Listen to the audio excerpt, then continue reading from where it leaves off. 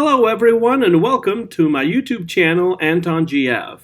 My name is Anton Garcia Fernandez and as usual I'm talking to you from Jackson in the state of Tennessee in the United States of America. And today I'm going to be doing a video which is actually a version in English of a video that I originally recorded in Spanish a few days ago. And some friends have asked me, well, why don't you do a version of this video in English? And here it is now. It's a video that we will be calling The Beatles Before Beatlemania, Early Recordings Made Between 1957 and 1962.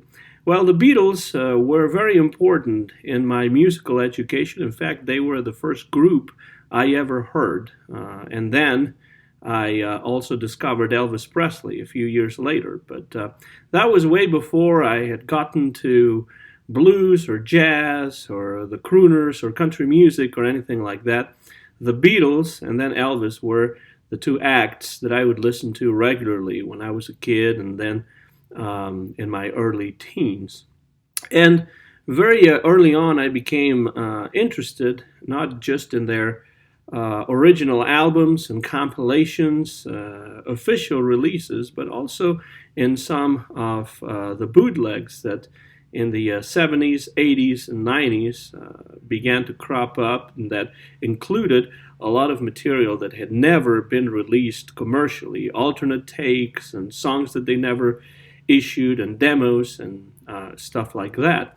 And this is precisely what we're going to be talking about in this video today. Recordings by different formations, different lineups of the Beatles that have survived and that they made between 1957, the day John Lennon and Paul McCartney met in Liverpool, and 1962. That's when Love Me Do backed with P.S. I Love You was released. But before that, there are actually quite a few, surprisingly, a lot of recordings that the Quarrymen or the Silver Beatles or the Beatles, different lineups, made. And so that's what we're going to be talking about today. I'm sure I'm going to leave some out. There's several that perhaps I'm forgetting about, but these are the ones that come to mind. And of course, if there are any that I very clearly left out, you can leave a message right underneath the video on the comment section of this video, and let me know if there's anything that you know of that I have overlooked.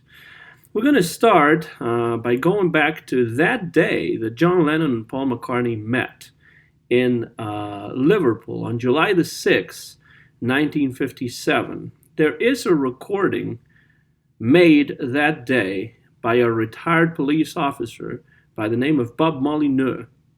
On that day, the Quarrymen, the group that John Lennon had formed at Quarry Man school that he attended. That's why the name of the group was Quarrymen, because of the name of the school. Well, the Quarrymen, which was a group made up of friends and schoolmates of John Lennon, played at a garden fete at Woolton in Liverpool.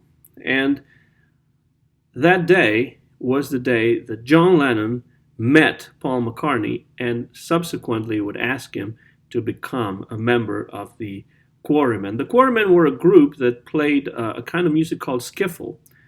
And skiffle was a kind of music derived from American blues and American folk music that was really popular in Great Britain around the mid-1950s, particularly because of the figure of Lonnie Donegan, a Scottish guitar and banjo player who used to be a member of the jazz band led by Chris Barber.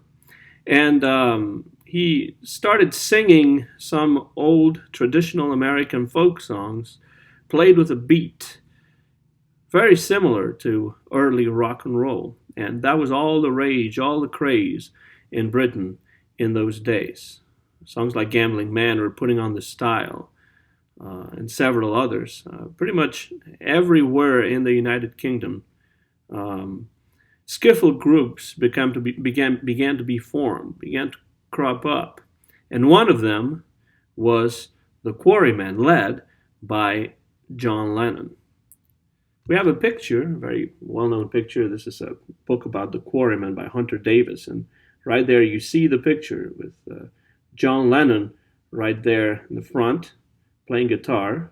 On the washboard right behind him is his dear friend Pete Shotton, who is also a part of the Quarrymen. And this picture was taken that very day at Woolton, where John Lennon met Paul McCartney. Well, on that day, believe it or not, somebody actually recorded a couple of songs on a portable tape recorder that the Quarrymen played. One of them was Baby Let's Play House, the Arthur Gunter song that had been a hit record for Elvis Presley at Sun Records, about 1955. 2 years later, John Lennon and the Quarrymen were playing this song and also putting on the style, the classic of skiffle music by Lonnie Donegan. The lineup of the band was John Lennon and Pete Shotton, as we said, and there was also Colin Hanton, Eric Griffiths, Rod Davis, and Lang Gary. None of them would become members of the Beatles later on, but they were members of the Quarrymen at this time. The recording is not great as far as the sound is concerned. Of course, it's really an amateur recording on a portable device in 1957. The sound can't be great, but you can hear John Lennon's voice very clearly, singing, putting on the style, and singing Baby Let's Play House. There's already a rock number. Of course, the Quarrymen would evolve from skiffle into rock and roll very soon. And of course, that's the genesis of the Beatles right there, the Quarrymen. But what are the chances that we actually have a recording from the day that John Lennon met Paul McCartney? Well, it does exist. It hasn't been released officially, probably because of the low sound quality. But you can hear it on bootlegs, you can find it on the internet, and there is absolutely no doubt that John Lennon is the singer on those two songs. Baby Let's Play House and Putting on the Style by the Quarrymen, the day John met Paul, July the 6th, 1957. And we do have a recording of that. That's staggering. It's absolutely fascinating to me. Then, of course, John Lennon asked Paul McCartney to become a member of the band, and he did. And through Paul McCartney, George Harrison came to be a member of the group. He was younger than the other two, but he was friends with Paul, and he could play the guitar. And so John Lennon, who was the leader of the Quarrymen, decided, hey, it's a good idea to have a guitarist as good as that be part of the group. And so a year later, just about a year later, on July the 12th, 1958, the Quarrymen with John Lennon, with Paul McCartney, with George Harrison, all of them on guitars, and John Duff Lowe on piano, and Colin Hanton again on drums, they entered the Percy Phillips recording studio in Liverpool as the Quarrymen to make an acetate recording. And that acetate cost them about 16 shillings and 6 pence, apparently. And the acetate included two songs. They recorded two songs. One of them was a rock and roll song, kind of a soft rock and roll song, but still a rock and roll song by Buddy Holly, one of the earliest and most important influences of the Quarrymen and the Beatles. The song is That'll Be the Day, one of the classic rock and roll songs by Buddy Holly. And on the flip side, there was a ballad called In Spite of All the Danger, which was written by, of all people, Paul McCartney and George Harrison. It's not a Lennon-McCartney song. It's a McCartney-Harrison song. And that song is the first song by the Beatles that they recorded themselves, at least as far as we know. We can hear on this song, In Spite of All the Danger, some interesting harmonies already. Everything's really amateurish for now, but it is really charming. And of course, in a year, the quality of the musicianship of the group had improved greatly. If we compare whatever we can hear on that earlier recording from 1957 with this acetate recording from 1958, it's clear that the group is improving musically and vocally as well. Paul McCartney once said that In Spite of All the Danger was inspired or influenced by an Elvis recording. It was Paul McCartney and George Harrison trying to write an Elvis-like tune. Some critics say that perhaps they were modeling it after Trying to Get to You, Elvis recording that he made at Sun for Sam Phillips. It's amazing in many ways that this acetate has actually survived, because only one copy was made of it. It was pressed, just one copy was pressed. And these two songs, That'll Be the Day and In Spite of All the Danger, would actually appear on the first volume of Anthology. The members of the Quarrymen would rotate the acetate among the different members so that they could play it for their families. And finally, the record somehow, as unlikely as it seems, did survive. Quality of the recording is not amazing, but it's definitely an improvement when compared with the That'll Be the Day, Baby, Let's Play House. And it's interesting in that it contains the first song written by the Beatles that was actually recorded by a lineup of the Beatles, as early as this lineup really is. Then we have some really interesting rehearsals about 2 years later in 1960 that were supposedly recorded at Forthland Road in Liverpool, the house of Paul McCartney's family. It's not clear how many sessions, rehearsal sessions there were, or when exactly it was recorded, but it could be sometime in the spring of 1960, around April of 1960. And here we don't have Henton anymore, we don't have John Lowe, we don't have any of the other Quarrymen. We have John Lennon, Paul McCartney, George Harrison on guitars, and Stuart Sutcliffe on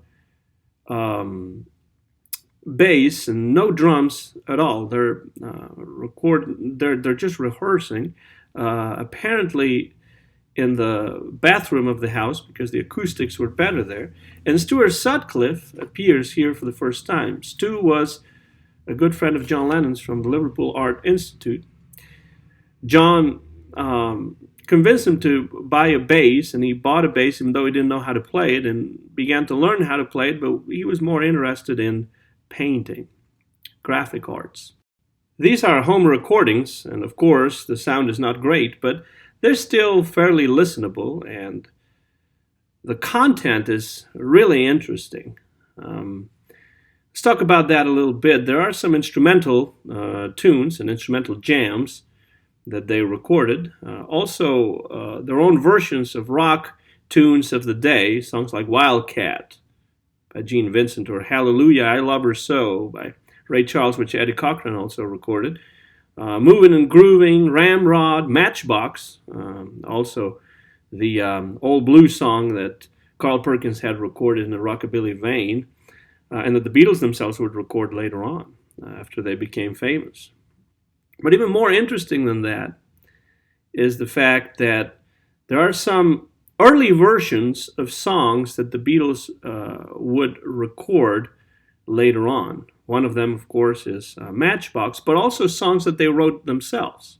There's an early version here, really charming one, of I'll Follow the Sun, which would be recorded and included in their Beatles for Sale album. One After 909 is also here, early version of it from 1960. They would record it for EMI around 1963 or so, and then they would actually include a later version, 1969, in their Let It Be album. There's an early version of that here already. Hello Little Girl is another song that they recorded here, and they would include in their audition tape for Decca as well. And they would eventually give to another group from the Merseyside area called the Foremost to record, and that became a hit for the Foremost. So in 1960, there are some interesting songs here that they had written already and that they were rehearsing, and fortunately we still have these recordings, even though the sound quality is not great. Three of the songs, in fact, three of the tracks were included in Anthology number 1.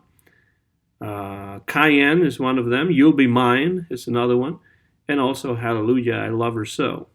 But the rest of them you can only find on bootlegs, and I remember I had one of these bootlegs a long time ago. I still have it somewhere that included most of these home recordings in the bathroom, apparently, at Forthland Road, the house owned by Paul McCartney's family.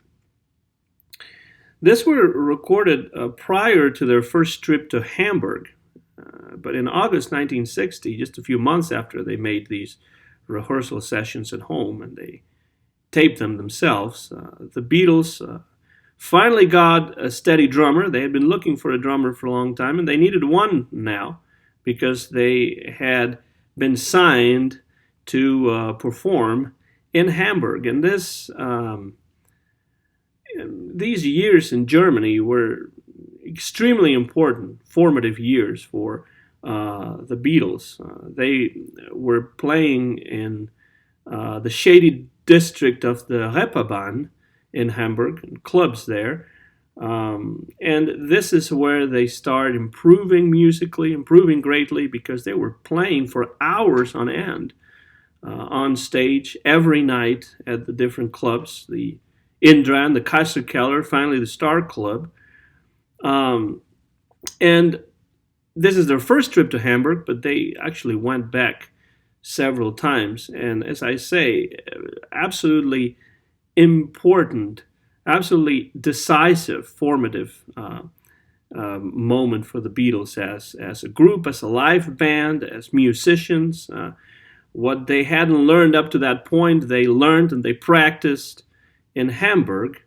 And while in Hamburg, they actually began playing with a rocker who was also from England, a man by the name of Tony Sheridan. He was fairly well known around the clubs in Hamburg, and they began backing him up on club dates, and he would jump on stage and sing with them when they were playing, and after hours they would go to his apartment, or he would come to whatever apartment they were in, and they would jam until all hours. And so they built up quite a relationship, a professional relationship, but also a friendship with Tony Sheridan. And by June of 1961, Tony Sheridan had signed a recording contract with Polydor, and the Beatles became Tony Sheridan's backup group for those sessions. And the sessions were produced by the really prestigious producer Bert Camford. Now, if you've never heard of Bert Camford, at least I'm sure you've heard of Strangers in the Night, the Frank Sinatra song that was written by Bert Camford, who also wrote other tunes like Wonderland by Night. Well, in any case, Bert Camford thought of Tony Sheridan as the star of these sessions. It was Sheridan who was really under contract to make these recordings. The Beatles are mostly a backup band for him. They also sing harmony vocals, background vocals on songs such as The Saints, which was a rocking version of When the Saints Go Marching In, or Why, a nice ballad, Why Can't You Love Me Again? The bluesier If You Love Me Baby, which sometimes appears as Take Out Some Insurance on Me Baby. They go back to the Tin Pan Alley repertoire for Sweet Georgia Brown. They also record Nobody's Child, which had been done by Lonnie Donegan. I think the Traveling Wilburys did a version of this song several years later. Most of all, they record My Bonnie, which is really the first hit in which the Beatles played. It's by Tony Sheridan and the Beatles, but it's a song that would cause quite a stir when it was released, particularly in Liverpool, and that would lead to Brian Epstein first hearing of a group called the Beatles. My Bonnie was a traditional song that Tony Sheridan and the Beatles do a great job on. They sing it in a rocking way. It's a rocked up version of a traditional song, My Bonnie, lies over the ocean. Now, Tony Sheridan said that there were several other songs that were recorded during these sessions, but they have not turned up, unfortunately, if they were recorded. But what we do have is the Beatles doing a couple of songs on their own without Tony Sheridan. When I say the Beatles, I mean John Lennon, Paul McCartney, George Harrison, and Pete Best. Stuart Sutcliffe does not appear, perhaps because his playing abilities were not good enough for these sessions. He was, at this point, also more interested in painting than anything else, and he also had begun his relationship with the photographer Astrid Kircher, who would become really important later on in the history of the Beatles because she was the creator of the mop top hairdo, the hairstyle known as the Beatles haircut. These two songs that the Beatles recorded for Polydor during these sessions in the summer of 1961 are Ain't She Sweet, an old standard from the 1920s. There's versions by Gene Austin, for example, one of the great crooners of the era, but Gene Vincent had also recorded it, and John Lennon does a fantastic job in this song, Ain't She Sweet. And then there's also Cry for a Shadow, an instrumental in the vein, in the style of the Shadows. Perhaps that's the reason why they decided to name it Cry for a Shadow. Again, a song not written by John Lennon and Paul McCartney, but by George Harrison and John Lennon, the only song that I know of that was recorded by that was written by George Harrison and John Lennon that the Beatles ever recorded. In this case, with Pete Best on drums. Some of the some of the songs that Tony Sheridan recorded with the Beatles, some of these songs we were talking about, were released as by Tony Sheridan and the Beat Brothers, apparently because the word Beatles was very similar to a slang word for penis in German, and so the label decided to release the songs as by Tony Sheridan and the Beat Brothers. But later on, Tony Sheridan would keep on using that name, the Beat Brothers, to release songs with which the Beatles had nothing to do.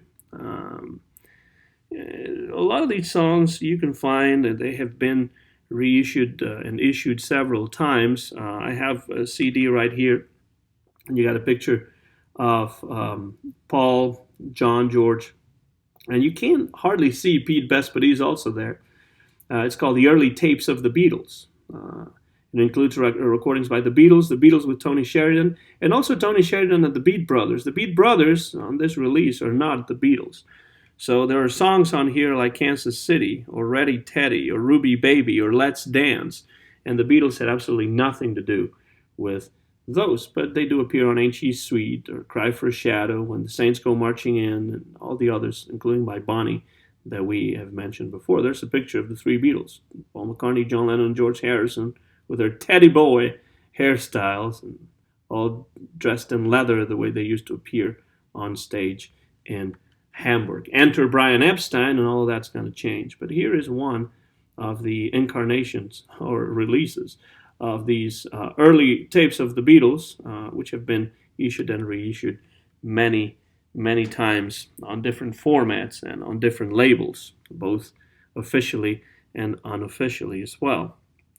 There's even a box set that Bear Family over in Germany have put out called Hamburg Bop, I think, a 2-CD set with a great booklet. It's actually a full-size book that includes all the recordings that have survived by Tony Sheridan and the Beatles, including a version of My Bonnie that has an introduction sung in German by Tony Sheridan. After these recordings, we have to move to the first day of the year, 1962, January 1st, 1962. After the Beatles became managed by Brian Epstein, after Brian Epstein became the manager of the Beatles following the release of My Bonnie, Brian is thinking of two things in particular. He has two goals in mind. One of them is to improve the look of the Beatles on stage. He wanted to get rid of all those of that teddy boy hairdo. He wanted to get rid of the leather clothes, and he wanted him to wear suits. He wanted the Beatles to stop cursing and smoking and drinking on stage. That's when the Beatles haircut begins. Those teddy boy haircuts are substituted by the Beatles hairdo, which was created, or so the story goes, by Astrid Kirchherr. And that's one thing. And the second thing that Brian concentrating on doing was to get the Beatles signed to a recording contract. He didn't have an easy time doing that. He tried many different labels that said no.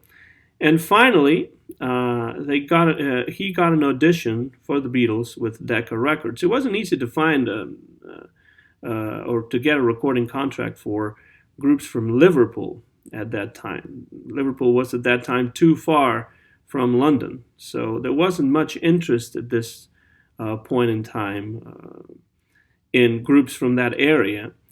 The London labels were not sending any talent scouts up to that area of England, and so it was difficult for Brian at first to get auditions for the Beatles. He did get Mike Smith, an executive from Decca Records, to travel to Liverpool to see the Beatles at the Cavern. And Mike Smith offers them an audition in London for Decca Records. But it's going to be on New Year's Day, 1962, of all days, at 10 o'clock in the morning. So the Beatles had to drive all night from Liverpool. Apparently, Neil Aspinall was driving the van, and they had mechanical problems. They finally made it to the audition, but they were tired. They hadn't slept very well, and there they were in London for the audition, and they recorded 15 songs.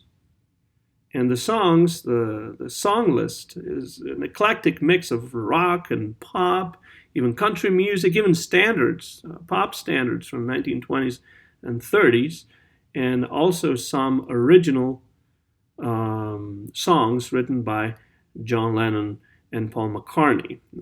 These are interesting because these three songs, these three originals, were never recorded commercially by the Beatles. One of them is Like Dreamers Do, which is a song they gave to the Applejacks. The Applejacks is this group also from the Liverpool area. And they recorded a version, I think it's on this CD, of Like Dreamers Do. But the Beatles never recorded for EMI commercially that song, Like Dreamers Do. The Applejacks made it recorded in 1964.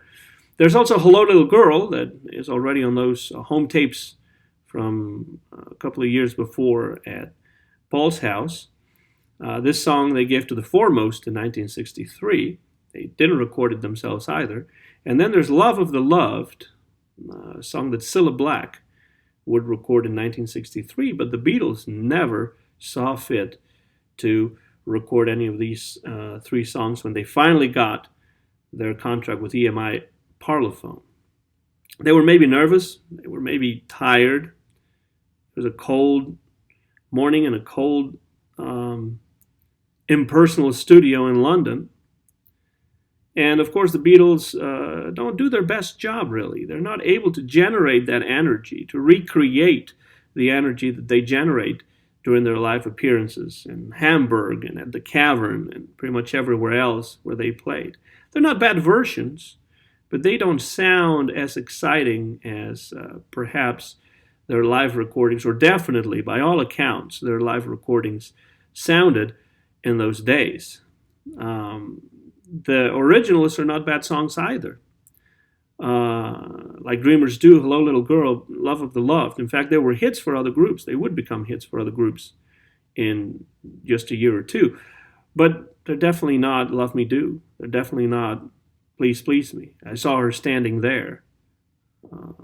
Or There's a Place, to name just a few of the great songs the Beatles included in their first album for EMI. The result is that the Beatles were rejected, and Decca decides to offer a recording contract not to the Beatles but to Brian Poole and the Tremolos. They were from London. Maybe that played a part. It would be easier to record the Tremolos than it would be to record the Beatles, because they would have to have them come all the way from Liverpool to London to record. The Tremolos, of course, were not as popular as the Beatles. We didn't have too many musicians in the 1960s that were, to be sure. They did have Silence is Golden, a really fine song that became a hit for them. But Brian Poole and the Tremolos are not, of course, as much a household name as the Beatles would become in just a year or two after this. It's not clear who made the decision. Some sources say Dick Rose. Some sources say perhaps Mike Smith, the executive that went all the way from Liverpool and saw the Beatles at the Cavern. Some people say maybe Tony Meehan. It's not clear, but in any case, it's really hard to blame whoever made this decision on the strength of the audition tape, the strength of this session. I play this audition tape quite a bit. I like it. It's charming. But I just don't think that the Beatles showed their best side. They were not on fire as they usually were in a live setting on this tape. And so it's in many ways hard to blame the record executive for saying, no, we don't want the Beatles. Of course, Decca would secure the Rolling Stones later on once the Beatles became famous. Not a bad group either, huh? But anyway, if the Beatles had been signed to Decca, they wouldn't have been able to collaborate with George Martin, the great producer over at EMI Parlophone. But of course, they didn't know that yet at this point. That was still a few months in the future. And they were deceived. They were pretty disappointed. They were pretty unhappy with the result of this audition session, as you can easily imagine. Some of the songs from the Decca audition tape have turned up on Anthology Volume 1, but the complete session can be found on bootlegs. Here's an example from the label Yellow Dog. No cover on this one, just the CD. The Beatles, the Decca tapes, speed corrected. And you can see in the back right here that it has all the tunes that they recorded that day, New Year's Day, 1962. There's a version of Money, Till There Was You, The Sheik of Araby, for example. That's an old jazz standard. Memphis, Tennessee by Chuck Berry. Three Cool Cats. There's a little Buddy Holly here, Crying, Waiting, Hoping. They, of course, do their version of Consuelo Velasquez, Bésame Mucho. They do the Coasters, Searching. In any case, they were trying to run the gamut of their whole repertoire here. It didn't work out, unfortunately. They didn't sound as good, in my opinion, as they perhaps could have. What I don't really understand, though, is the reason why, if this Decca audition tape has turned up on bootlegs, on vinyl, even on singles, a series of singles in the 1970s, bootleg singles that included these songs. I don't understand why they have never been, these songs have never been issued officially, because the sound is good, and I think it would be nice to have an official release of these tracks with some good liner notes, and the sound is going to be good because it's a studio recording from Decca back in 1962. Maybe in the future, who knows? We can always hope.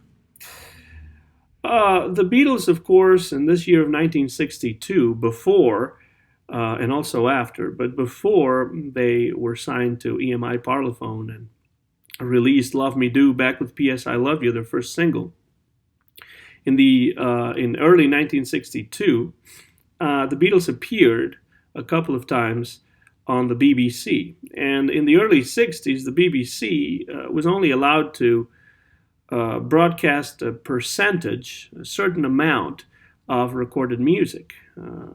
So they also would broadcast a lot of live appearances, and some groups were called in to make some recordings specifically for broadcast by the BBC.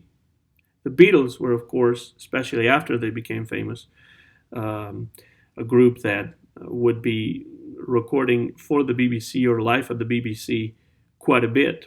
But in 1962, before they were popular, they did appear on two BBC programs, as far as we know, two shows called Teenager's Turn, Here We Go, with Pete Best.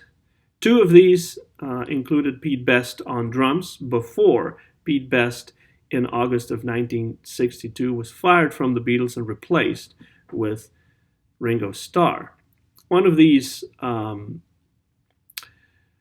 appearances on the BBC with Pete Best on drums took place on March the 7th, 1962. And on that occasion, the Beatles recorded Dream Baby by Roy Orbison, Memphis, Tennessee by Chuck Berry, and Please Mr. Postman, a song that they would include in their second album with the Beatles a few months later. And then on June 11th, 1962, they appeared again on that same show, Teenager's Turn, Here We Go, and they already included a song that they had written themselves, Ask Me Why. They also did Bésame Mucho, and a song that's not very well known, quite forgettable as well, called A Picture of You. These are the two appearances on BBC Radio before the release of Love Me Do, their first single. Once Pete Best was replaced with Ringo in the Beatles, that happened in August of 1962, as I said before, they appeared on two more programs in that year of 1962, promoting mostly their first recordings, first releases for EMI Parlophone. Those include Ringo already, because they were recorded after August 1962, but there were two shows that are not always easy to find that include Pete Best, featured Pete Best on drums before the Beatles released their first single and, of course, their first album as well. The Beatles made so many recordings at the BBC over the years, particularly after they became famous, after Beatlemania erupted. But fortunately, those tapes, which have appeared on bootleg formats over the years in the 1990s, were gathered, some of those recordings, on the compilation Live at the BBC, a 2 CD set that includes both versions that they did live at the BBC of songs included in their own albums and that they released as singles, but also they recorded a lot of songs that they never cut commercially for EMI because they needed to record so many different shows for the BBC that they had to go back and do songs that were featured on their live appearances all the way back to Hamburg, in some cases even before, songs that they never recorded commercially. And that is why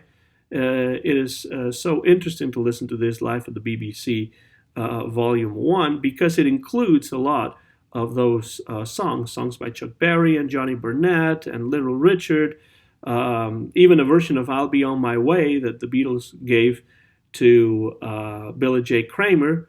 In any case, that Volume 1 of Live at the BBC is a treasure trove of great Beatles recordings. I don't have it right here, but I do have the second volume of Live at the BBC, which doesn't include as many songs the Beatles didn't record commercially, and that appeared a few years ago in 2013. This is Volume 2, and I remember how excited I was when the first volume came out in the early 1990s, because we finally got a chance to listen to songs that the Beatles never recorded commercially, but that they fortunately preserved on live recordings for the BBC. They were really well recorded, wonderful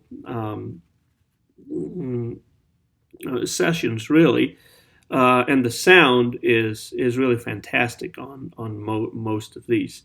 The BBC sessions had also appeared on bootlegs. I remember a complete or almost complete 12 CD box set that I never had, but that I saw record stores in the 80s and 90s from the Great Dane label that included the complete BBC sessions on 12 CDs. But fortunately, we have this great sounding official releases, Life of the BBC, volumes 1 and 2. I've always hoped that at some point someone at EMI would see fit to release absolutely everything, a complete set of recordings that the Beatles made of the BBC, because they recorded fairly different versions in some cases of their hits, and it would be nice to have them all released on one big mammoth box set. Moving on, sometime around the middle of 1962, but most definitely after August of that year, the Beatles recorded themselves rehearsing at the Cavern, rehearsing in particular 3 songs. And I say that it must be after August because it is Ringo Starr on drums, and Ringo Starr entered the Beatles in August of 1962. The 3 songs that can be heard on these tapes are I Saw Her Standing There, 2 versions of One After 909, and 2 versions of Cat's Walk, which is an instrumental tune that would later on be recorded by Chris Barber's jazz band, not as Cat's Walk, but as Cat Call. That's another one of the songs, in this case an instrumental tune, that the Beatles gave away for other bands to record. Besides this 3 songs, really 5 tracks, but 3 different songs that the Beatles recorded during a Cavern Club rehearsal in 1962, Granada TV, a station out of Manchester, I believe, filmed the Beatles at the Cavern singing the song Some Other Guy. 2 takes of the song Some Other Guy. However, the sound apparently had some problems. So in September, just a few days later, they returned to record only the sound. And these rehearsals at the Cavern and also this song, Some Other Guy, have appeared on bootleg releases. That same release I was showing before, that includes the Decca tapes, try to get a little closer, you may be able to see there that it's got I Saw Her Standing There, 2 versions of the One After 909, 2 versions of Cat's Walk, and also Some Other Guy. Well, that Some Other Guy comes from the Granada TV filming, and apparently also Kansas City and Hey Hey Hey, the medley that they would also record a couple of years later for Beatles for Sale, was also recorded apparently during this Granada TV session, but I actually have never heard that version. So we also have these rehearsals from sometime after August of 1962. And finally, and this is what we'll close the video with, as you can see, there were a lot of recordings that the Beatles made and that have survived from this period before they became famous, before the beginning of Beatlemania. And for these recordings, the Beatles returned to Hamburg in December 1962.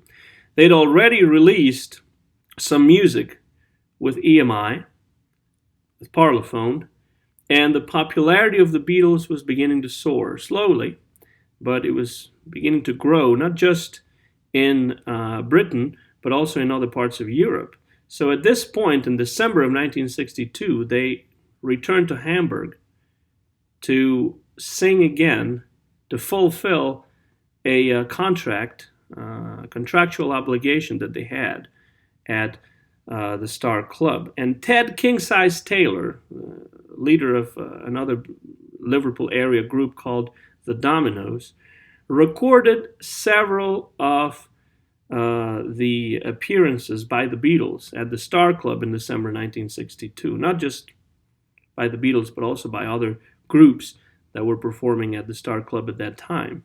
He was using, of course, a portable recorder, so as you can imagine, the sound is not great.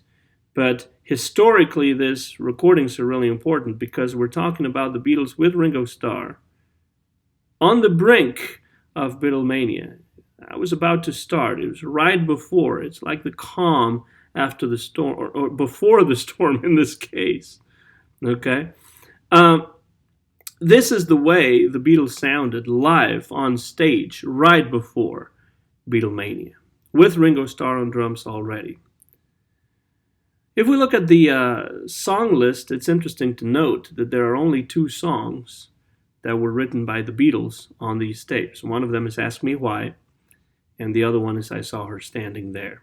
The rest of them were cover versions, and the Beatles really at Hamburg were not known necessarily for their own compositions, but they were known and they were loved as a cover band. And this is what we get here. The Beatles live at the Starr Club with not great sound, but still listenable. Some songs easier to listen to, some songs more listenable than others. But they are, here the Beatles, they are a cover band. And a great one at it, too.